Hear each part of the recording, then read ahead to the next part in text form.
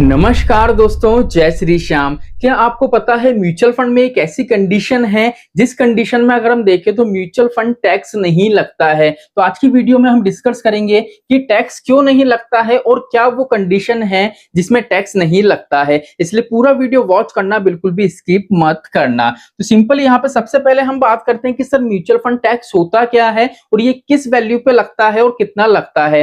देखो क्या होता है म्यूचुअल फंड में, जैसे मान लीजिए आज आपने मान लीजिए 1 लाख रुपए जमा कराया, ठीक है। ये वैल्यू क्या है, प्रिंसिपल, और मान लीजिए यहाँ पे आपको रिटर्न मिला है 5 लाख का, ठीक है। टोटल वैल्यू कितनी हो गई आपकी, 6 लाख की। अब यहाँ पे क्या है, पहली चीज तो म्यूचुअल फंड में जो टैक्स लगता है ना, वो हमेशा लगता है आपका रिटर्न वैल्यू पे। इस चीज का विशेष ध्यान रखना।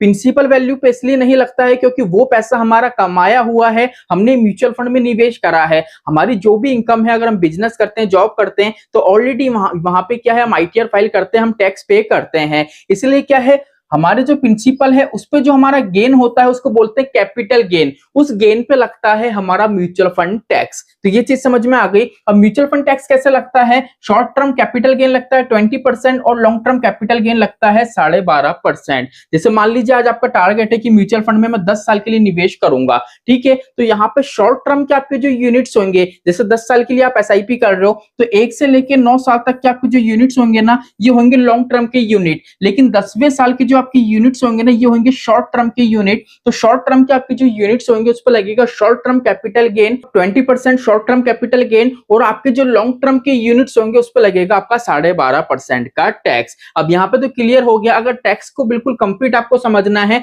कि sir short term capital gain जो टैक्स हम कैसे बचा सकते हैं, तो प्लेलिस्ट की लिंक में डिस्क्रिप्शन में दे दूंगा, वो वॉच कर लेना, पूरा कंसेप्ट क्लियर हो जाएगा। तो यहाँ पे ये पता पड़ गया कि सर टैक्स किस वैल्यू पे लगता है, कैसे लगता है। अब म्यूचुअल फंड में अगर हम टैक्स की बात करें तो टैक्स 3 तरीके से लगता है। पहली चीज तो जब हम म्यूचुअल फंड से पैसा निकालते हैं, विड्रॉ करते हैं, रिडीम करते हैं, उस कंडीशन में हमारा टैक्स बनता है। और सेकंड चीज, जब भी हम हमारे म्यूचुअल फंड स्कीम को एक स्कीम से दूसरी स्कीम में स्विच करते हैं, तब हमारा टैक्स बनता है। और तीसरा, जब हम एसडब्ल्यूपी प्लान ओपन करते हैं, जैसे मान लीजिए आज आपने एसआईपी कर ली और आप मान लीजिए 10 साल बाद आपका टारगेट है कि मैं एसडब्ल्यूपी ऑन करूंगा और यहां से मंथली बेस पे पैसा निकालूंगा, तो मंथली बेस पे जो भी आपके बैंक अकाउंट में पैसा आएगा उसमें क्या बनेगा, टैक्स बनेगा, वो एसडब्ल्यूपी टैक्स आपका कहलाता है। इसको भी मैंने डिटेल में वीडियो बना रखी है, प्लेलिस्ट में आपको कंप्लीट वीडियो मिल जाएगा। लेकिन सर वो कंडीशन कौन सी है जब म्यूचुअल फंड में टैक्स नहीं लगता? तो म्यूचुअल फंड में टैक्स नहीं लगता है फंड ट्रांसफर पे। जैसे मान लीजिए कोई भी एक निवेशक है,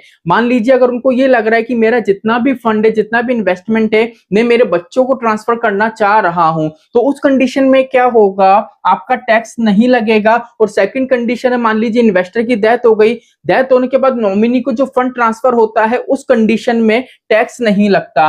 क्यों नहीं लगता? क्योंकि यहाँ पे पैसा नहीं निकल रहा है, फंड ट्रांसफर हो रहा है। ना तो यहाँ पे कोई स्कीम चेंज हो रही है, स्विच में क्या होता है, स्कीम चेंज होती है इसलिए टैक्स लगता है। लेकिन यहाँ पे ना तो कोई पैसा बैंक अकाउंट में आ रहा है हमारे, ना तो यहाँ पे कोई स्कीम चेंज हो रही है। यहाँ पे बस क्या है, जो इन्वेस्टर हैं, जैसे मान लीजिए एक इन्वेस्टर है ए, तो ए से वो फंड किसके पास जा रहा है, बी के पास। मतलब इन्वेस्टमेंट चेंज, इन्वेस्टर है वो चेंज हो रहा है, ना तो कोई फंड चेंज हो रहा है, ना कोई यहाँ पे पैसा रिडीम हो रहा है। इसीलिए ये कंडीशन ऐसी है जिसमें म्यूचुअल फंड टैक्स नहीं लगता है। आज से पहले ये जानकारी आपको थी या नहीं, कमेंट करके जरूर बताइएगा। तो चलिए आज के लिए इतना ही, मिलते हमारी नेक्स्ट वीडियो में। जय श्री श्याम दोस्तों, जय श्री राधे।